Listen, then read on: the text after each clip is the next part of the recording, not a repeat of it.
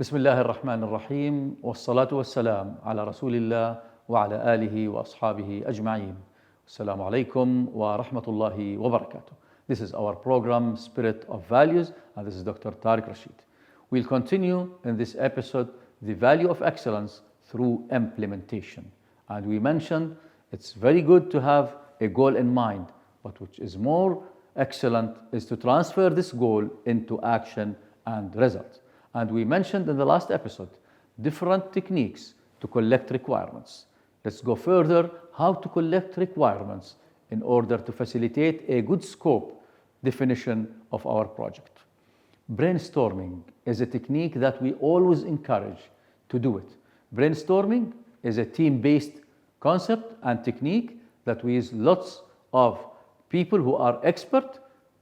Usually in brainstorming sessions, 10 to 12 people with an average of 11 that are gathered to discuss a certain project, problems, development, and in these techniques, we mentioned previously such type of brainstorming sessions in a previous episode. We can also go for nominal group technique in which we form some groups, they start discussing, they discuss with each other. Delphi technique is highly recommended. What is Delphi technique? For example, I have a project and I'm the project manager and I have, for example, teams working in this project. I subdivide them into different teams, each 3 or to 5 together. Then I use round table settings in the environment. Each team will discuss the project, but each one by himself or herself start putting ideas. Then each team will share the idea with the team leader. The other team will share, and then we share all teams together. This is called Delphi technique, where we get lots of results modified by the teams and revised, updated. Sometimes we use a step ladder technique. Let's go, then let's go. Let's proceed as if we are using a ladder to go further with the requirements. And also it's very important to use the concept of mind mapping. Draw a mind map, and we mentioned previously also such a technique to be used in order to gain and collect the requirements. Brainstorming is very important, and usually we create ideas by asking, what can we do with issues that we have? We live in a world of some sort of lack of resources. The whole world is now discussing the concept of sustainability of resources. If I ask you, and you find this in your closet, lots of the clothes hangers, metal clothes hangers, how many ways can you use it for different uses? Just think. Imagine this has 3,500 uses rather than metal hanger. But maybe you start judging. Without judging, I'll give you a technique we use in presenting ideas, giving more ideas. It is called what if technique. What if, and put all professions in the world. What if I am an engineer, how to use it? What if I am a chef, how to use it? What if I'm a doctor, how to use it? What if I'm a gardener, how to use it? Lots of, by asking what if. Also put it with the places. What if I am in the garden? What if I am in the kitchen? What if I'm in the living room? Lots of uses. With objects. What if with tables? What if with cars? What if billion, believe me, of things that we can reuse, but always think, what if, put objects, places, professions, and you can combine 2 objects. What if I wanted to use it with a ball and table? So this is a technique where we put the brainstorming technique to collect requirements and ideas. So we collect the requirement, then we have to make a decision. There are several ways of making the decision, either by unanimity, which everyone agrees, very difficult for a decision, all the team will agree on this. Some go for majority, which is 50 plus 1. So if we are a team of 12, 7 agreed on this, we will proceed. Or the largest block, if no majority, for example, 80% of people, if supporting this, we will go. Or if the project manager use the concept of dictatorship, it's a one-man decision. But it's very bad to be a dictator indecision, especially in projects. We need people to vote for the best decision, for the requirements, for the achievement. But in some cases, we believe in dictatorship, especially in crisis and when we have lack of resources. Otherwise, we go for the majority 50+1. Also, some part of collecting the requirements for projects and for project scope is to use questionnaires and surveys. But here we have to set a good questionnaire and survey, set by the team and set by the project manager, set types of questions that would help you to collect requirements before starting implementation. Sometimes we use research centers. In mega projects, we can use research centers, especially in medical services, in medical projects, questionnaires, surveys, designed to accumulate the information. Could be used by far away, which means you go it through the email, please answer the following questionnaire and appreciate your feedback. We can use also large number of people for the questionnaire, or statistical is always required, how much the group of getting the ideas from in order to design. Observations is another method of collecting requirements. It's a very direct way of viewing individuals in their environment and how they perform.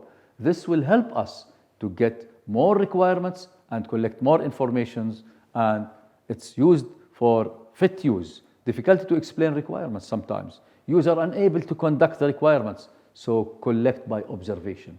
Sometimes people cannot give you their notes, so observe and take notes, but it's very difficult, lengthy, need times, need that you always be there for the observation. Prototypes. One main good idea is to make a prototype, especially in mega projects, before implementing. For example, if we want to initiate and build an airport, before starting anything, we should do a prototype for the airport. With how much is the area for the landing, take off, and all of these through a prototype, small scale. Then if it's okay, then you enlarge the scale. This is called sometimes simulation, mock-up, modeling, etc. Other methods to collect requirements. Why do we need all these collection of requirements? Because failure to implement is a real disaster in project management.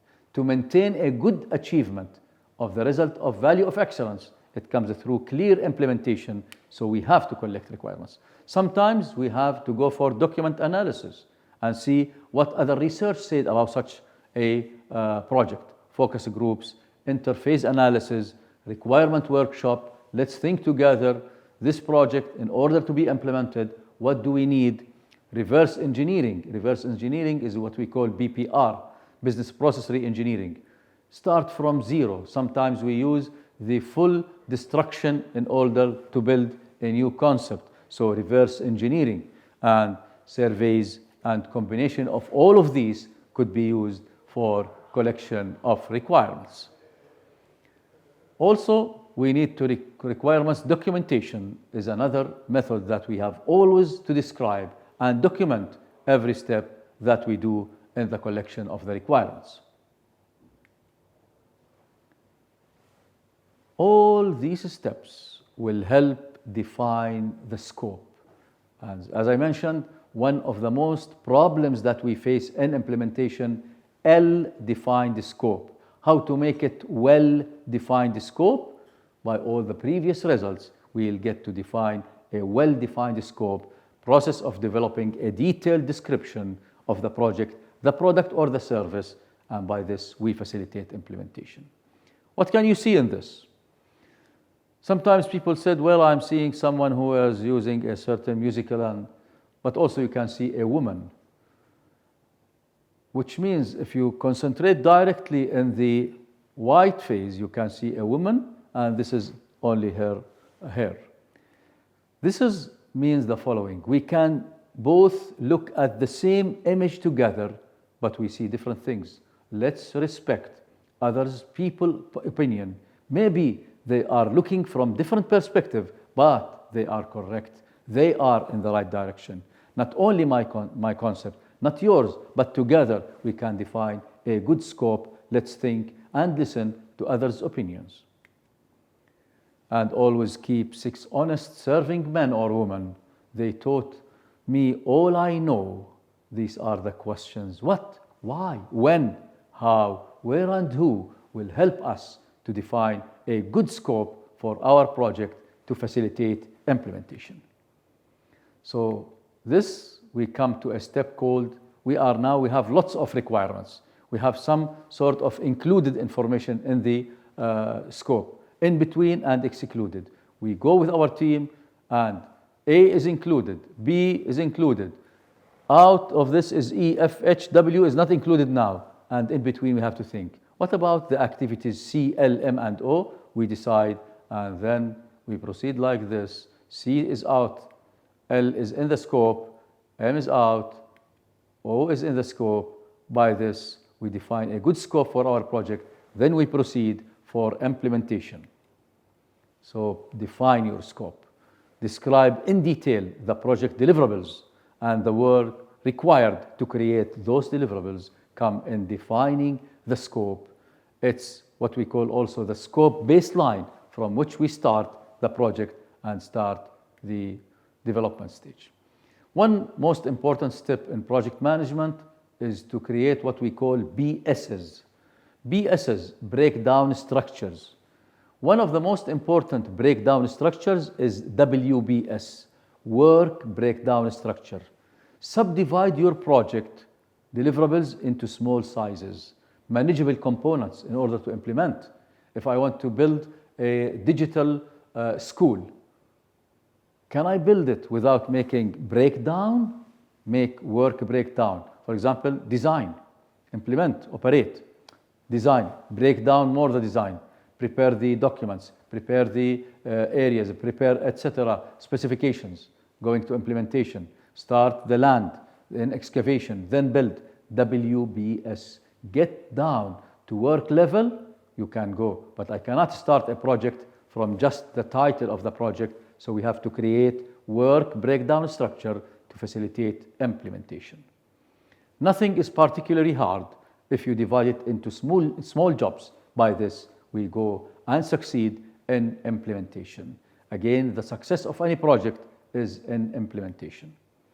So we create the WBS, we define what we call work packages, work package 1, 2, 3, 4. We define a scope baseline, then we decompose these large projects into deliverables through the WBS. For example, there's an example. If I have to design a new car, first we have, for example, the entertainment, the engine, the body, go down more. For example, for the body, paintwork, body shell.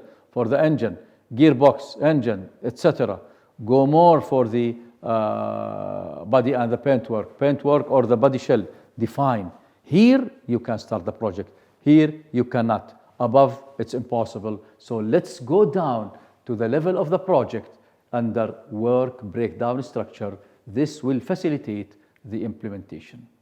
This is an example how to relate issues through the WBS. And you give it an ID because now all projects use softwares. And I recommend, if you have time, to go and check MS Project. It's free, by the way. If you have the laptop from Microsoft and you have the Microsoft tools, it's free, but you have to download it and you can see how you can create the WBS dictionary.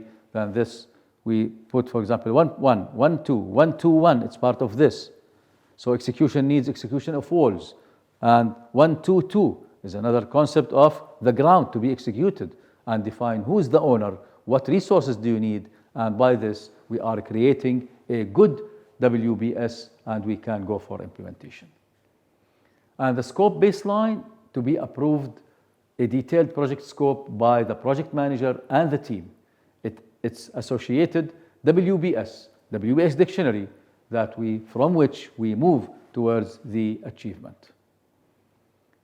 How can we use the work breakdown structure to facilitate the implementation? Well, there are lots of benefits of developing a good WBS. First, technical managers, engineers, doctors, etc., who are working in this technical project, they use it for configuration management, for logistics, for testing and evaluation.